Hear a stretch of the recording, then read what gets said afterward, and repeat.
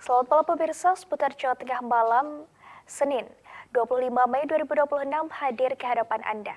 Selain berita pilihan tadi, beragam informasi aktual dan menarik kami sajikan selama 30 menit ke depan. Bersama saya Lika Tristiasa, berikut seputar Jawa Tengah malam selengkapnya.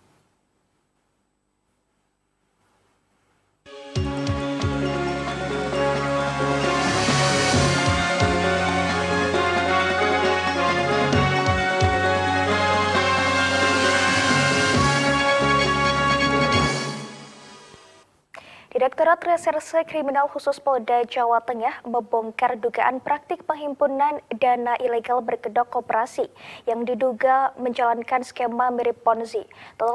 Total perputaran dana dalam kasus ini mencapai 4,6 triliun dengan puluhan ribu korban di berbagai daerah di Indonesia.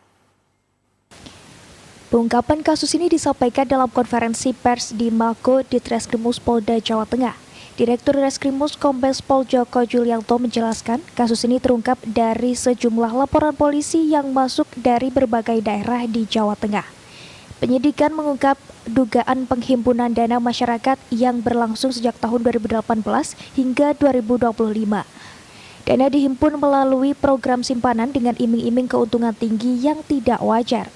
Polisi menetapkan dua tersangka yakni Nikolas Nyoto selaku Ketua Koperasi Bahana Lintas Nusantara BLN dan seorang berinisial D selaku Kepala Cabang BLN Salatiga.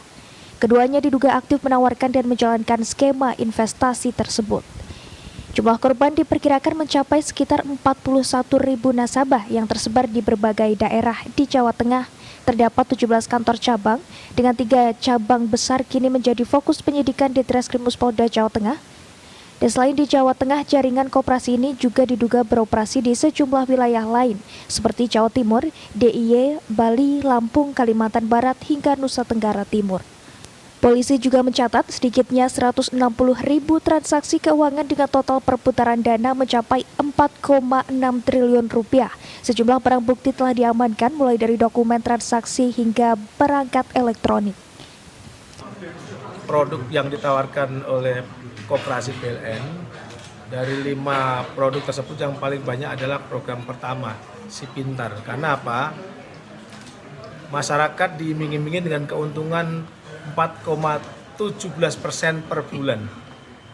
Jadi dalam waktu 2 tahun, masyarakat bisa dikembalikan semua modal dengan keuntungan sebesar 100%. Jadi inilah yang paling banyak program yang diminati oleh masyarakat, sehingga dari bunga itulah. Para tersangka dijerat pasal penipuan, penggelapan hingga tindak pidana pencucian uang dengan ancaman hukuman maksimal 15 tahun penjara. Polda Jawa Tengah bersama PPATK dan Satgas pasti masih menelusuri aliran dana serta aset yang diduga berasal dari tindak pidana tersebut. Polisi juga mengimbau masyarakat agar waspada terhadap investasi berimbal hasil tinggi yang tidak masuk akal. Hendy Nugroho, Semarang TV.